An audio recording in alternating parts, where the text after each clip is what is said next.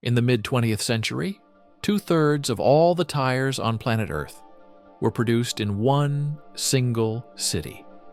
The air here was so saturated with the toxic smell of burning sulfur that outsiders would pass out right at the train station.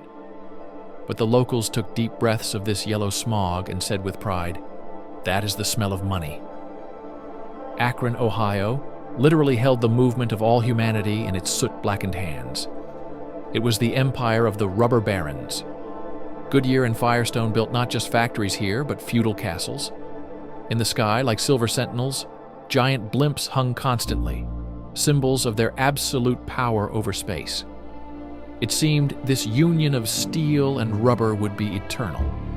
But in the 80s, the capital of the world collapsed. The great Firestone, humiliated by scandals, was sold to the Japanese. Goodyear had to sell its history to fend off corporate raiders. Of the 70,000 jobs, 0 remained. The workshops where rubber was cured for Formula One and NASA moon rovers turned into dead ruins. How did it happen that the creators of the wheel of the modern economy found themselves crushed by that very wheel? This isn't just a story about business. This is a story about how hubris, the ignoring of progress, and the insatiable greed of Wall Street killed the industrial heart of America. Part 1. Origins, Vulcanization, and Water. It all started with the personal tragedy of one man. Charles Goodyear, the inventor of the vulcanization process, the magic that turns sticky tree sap into durable rubber, died in poverty and debt. He didn't live to see his triumph, but his name didn't disappear. It was picked up by the enterprising businessman Frank Seiberling, who opened the Goodyear factory in Akron in 1898. Why Akron? It wasn't an accident. Rubber requires water, oceans of water for cooling. Akron had water, and it had a railroad. But most importantly, Harvey Firestone appeared here. In 1906, he made the deal of the century. He met with young Henry Ford and shook hands. The agreement was simple. Every Model T car rolls off the assembly line only on Firestone tires. In that moment, Akron's fate was sealed with Detroit's fate by blood ties. If Detroit became the heart of America, Akron became its legs. The city turned into a magnet. Thousands of people poured in from poor states, West Virginia and Kentucky. They were called names, but they were willing to work in the hell of hot shops for 12 hours because wages here were higher than anywhere else. The city never slept, smoking its stacks 24 hours a day. Part 2. The Ascent, Blimps and War. Goodyear went beyond tires. They decided to conquer the sky. In 1917, the company began building blimps for the Army. In Akron, they erected the Goodyear Air Dock, a building that still boggles the mind. A giant hangar without internal supports, so huge that it sometimes rained inside under its own roof from condensation. The silver cigars of blimps in the sky became the symbol of the city. It was futurism embodied in reality. World War II made Akron strategic object number 1. When Japan seized rubber plantations in Asia, America faced the threat of paralysis. Akron chemists had to achieve the impossible: create a synthetic rubber industry from scratch in a couple of months. Without Akron tires, Sherman tanks wouldn't have moved, and victory would have been impossible. After the war came the Golden Age.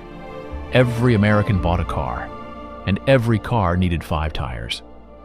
Profits were astronomical. Top managers lived in mansions resembling Tudor castles. Workers, thanks to a powerful union, bought houses and boats. This was the peak. It seemed this money conveyor would never stop. Part 3. Greatness, radial blindness. In the 60s, Akron felt like the invulnerable king of the hill. But in Europe, in France, the Michelin company quietly started a revolution.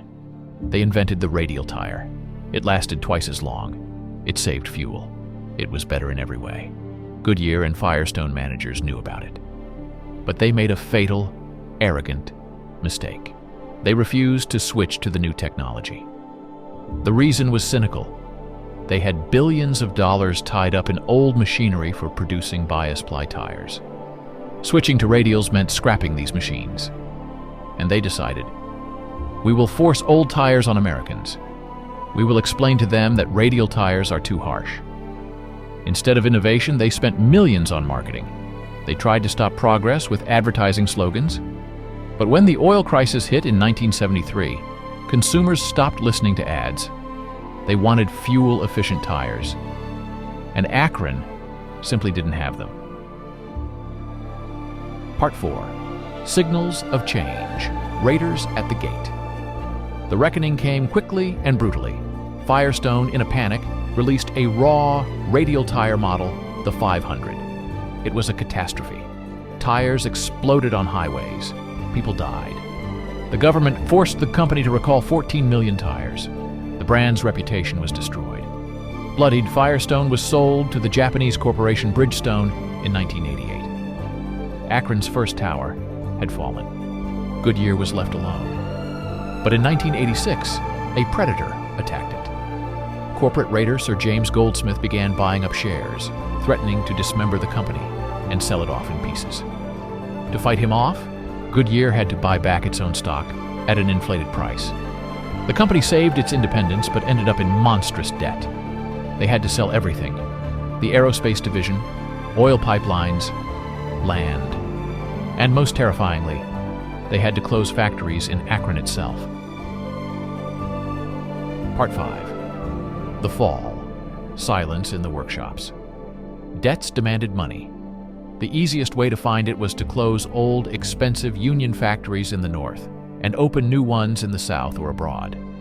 Akron became a victim of its own high costs. The last passenger tire was produced in the city in 1978. Truck production lasted a bit longer, but soon it disappeared too. The city that called itself the rubber capital of the world stopped curing rubber. The blow was crushing. That very smell of sulfur they were so proud of vanished. But with it, the money vanished too. Downtown emptied. Headquarters buildings stood as monuments to past greatness, but inside sat only accountants and lawyers. Engineers were no longer there. Part 6.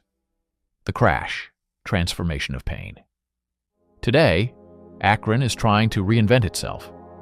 Goodyear built a new, beautiful glass headquarters, but it's just an office. Old red brick Firestone and Goodrich factories were converted into business incubators and trendy lofts. It is classic ruin gentrification, where workers broke their backs in the hell of vulcanization. Hipsters now drink craft beer. The memory of hard labor has become just decor. But the bitterest irony lies elsewhere. Tires for American cars, for Ford, for GM, are now made by Michelin and Bridgestone, and they make them in South Carolina. Akron lost the global war. It started itself. Part 7. Conclusion of the story. Akron's story is a lesson on the innovator's dilemma. The giants knew about the future, but their old equipment brought so much easy money today that they were afraid to invest in tomorrow. The thirst to preserve old profits killed their future. The financial games of the 80s dealt a harder blow to U.S. industry than any competition. Goodyear survived as a brand, but died as a manufacturing giant, because it was forced to burn its assets to pay off bankers. For the city, the lesson is simple. Being the capital of one thing is deadly dangerous. When technology changes, the mono-city dies. Akron survived, but it will never again control the motion of the earth as it did when the air here smelled of sulfur and money.